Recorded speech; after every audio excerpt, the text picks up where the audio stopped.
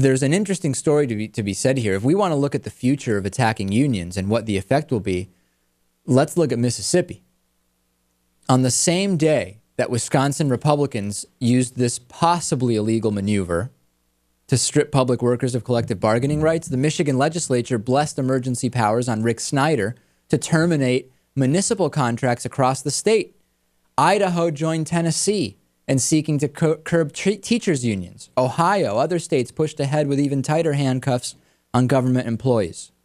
And while Republicans in Maine, Missouri, and New Hampshire have introduced virtually identical legislation targeting the private sector unions, in D.C., senators, Republican senators, of course, introduced a national right-to-work bill designed to make the red state restrictions on union organizing the law of the land all over.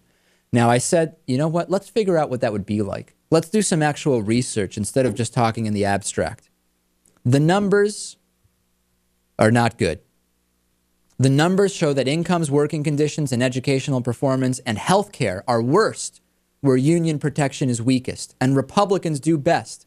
And by any measure of social dysfunction, it's Mississippi, the most conservative state in the nation, where the GOP race to the bottom leads. 50.5% of those in Mississippi self-identify as conservative, the most in the country. And I am angry about this, but it's a heartbreaking story. The most conservative state, the one with the fewest collective bargaining rights, Lewis, is 45th in school funding per student. And by the way, a lot of that funding comes from the federal government. It's not even actually Mississippi money. I thought the conservatives didn't want that.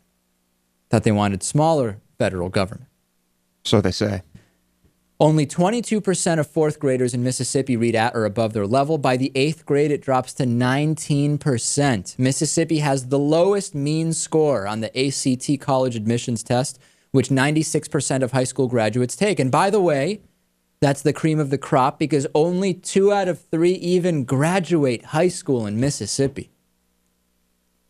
And that's the direction we want to go? Compared to Wisconsin, over $10,000 spending per student. A tiny percentage of that is from the federal government. I think only about 6% versus 16% in Mississippi. 81% graduation rate and 17th in the ACT test rankings. It all correlates, Lewis. States with the most collective bargaining rights and best education numbers are the states with the higher work environment indexes. Here's that map for our TV audience. The Work Environment Index considers job opportunities, job quality, job fairness. Look at what's at the top. Delaware, New Hampshire, Minnesota, Vermont, Iowa. What's at the bottom? South Carolina, Utah, Arkansas, Texas, Louisiana. And so it is in Mississippi. Mississippi is one of the poorest states in the union. It has been for some time. According to the 2011 statistical abstract from the Census Bureau, Mississippi ranks first in people living below the poverty line. It's 50th ranking in household income, lowest in America. Per capita income is dismal. And it's with good reason that in 2007, Mississippi ranked 4th in per capita federal aid. Now, as the conservative and anti-union, anti-government people that they are, and that conservatives claim to be, only 3 states received more federal aid. And we want to be more like Mississippi. Conservatives want to go more in the direction of Mississippi than they do Wisconsin. They want to strip the rights of organized labor and go in this direction. The numbers don't lie, ladies and gentlemen. I don't know what else to tell you. It's written on the wall where it's going. What else is there to say, Lewis? It's written on the wall. I suppose it is, yeah. The numbers speak for themselves. People don't care about numbers.